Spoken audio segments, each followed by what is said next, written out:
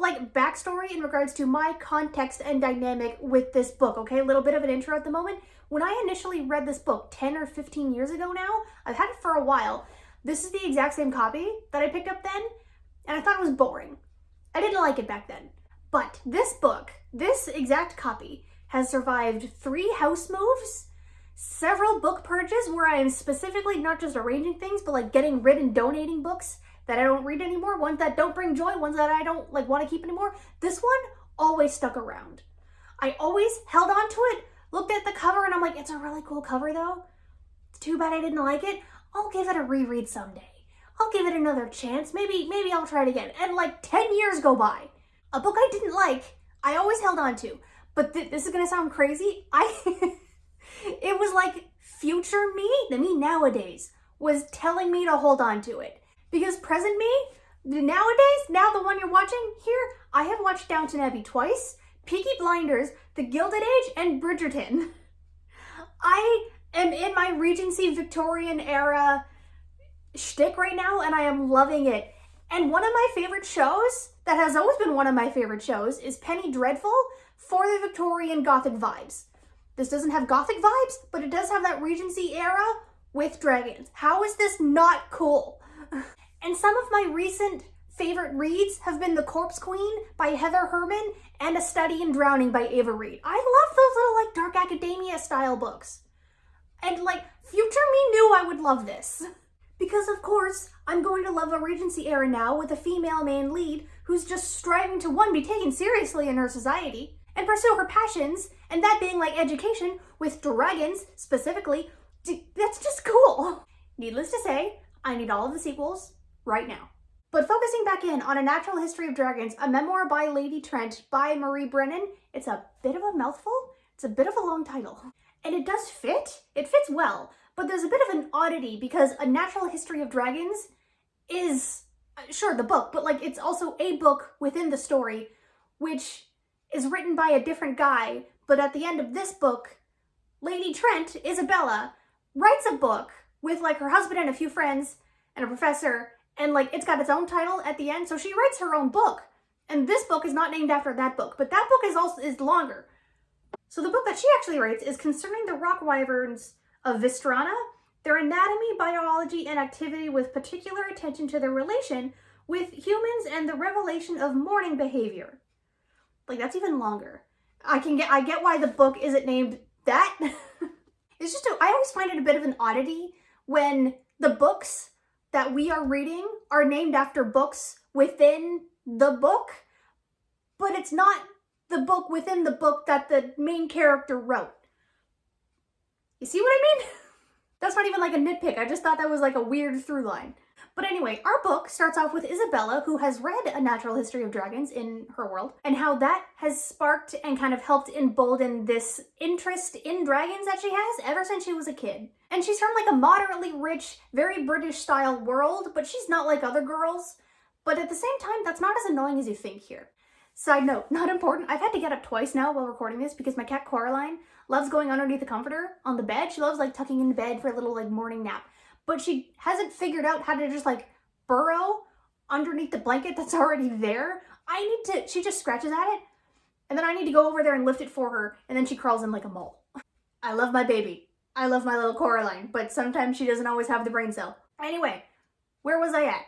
Oh yeah, Isabella, kind of the not like other girls trope. It is kind of like technically there, but not in the sense where it's annoying. She does want to just be taken seriously within this world of patriarchy. And she has occasionally scoffed at like her neighbor friend reading those fancy little frilly romance novels, but in other moments, Isabella does actually envy her neighbor. And at one point, in one chapter, she willingly conforms to society, calling those like her gray years, and she just falls into this like deepest depression because admittedly, it's a little easier for her at the moment. That's just sad. And it's around the end of those years, she's finally able to kind of like come to herself again a little bit because she's out on the ton. She's out in society, and sure, her and her mother are trying to like do the little like matchmaking thing that they do back then, right? Well, her brother kind of sneaks her into this like museum sanctuary that is housing live dragons? And she's like, hell yes, I want to go. Can you sneak me in as like your +1? Brother's like, hell yeah, I can get you in. Her brother's great. And there, at that sanctuary, we meet a Mr. Jacob Camhurst.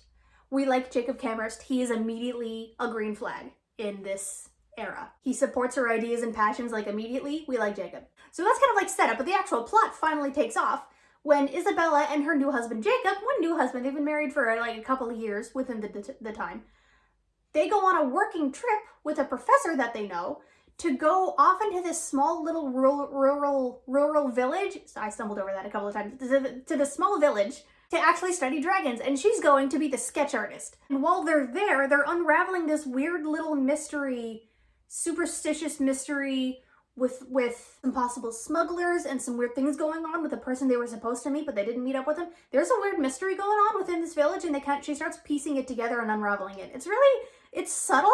Like, it's not the most bombastic adventure, but like, it's a good subtle mystery. And the writing style for this one is also just kind of fun. It's that memoir style, right? I mean, that's part of the title. And some of my favorite bits, some of my favorite lines are when like old lady Trent, who is the same person as Isabella Camhurst, she has a different last name, but it's the same lady, when she kind of pops in, and you can tell she's like 80. She admits that she's like 80, 85 at this point when she's like writing this book.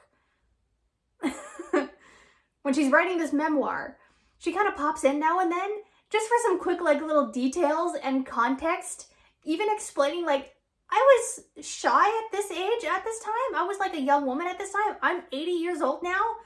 I'm not really worried about embarrassment. I can provide you different little contexts. It's very Dowager Countess from Downton Abbey, and I kind of like seeing those little tidbits of like her future self popping in and really seeing how like stubborn and resilient she is, but how she kind of becomes more, how she blooms into that. It's like we're seeing baby Isabella, but then Isabella in her final form. It's neat. It does have that thing though, because it is a memoir and we know old lady Trent is fine. The life-threatening, plot-relevant moments that are happening, the like life-threatening ones, they're not landing the same, because I know Isabella's gonna be fine.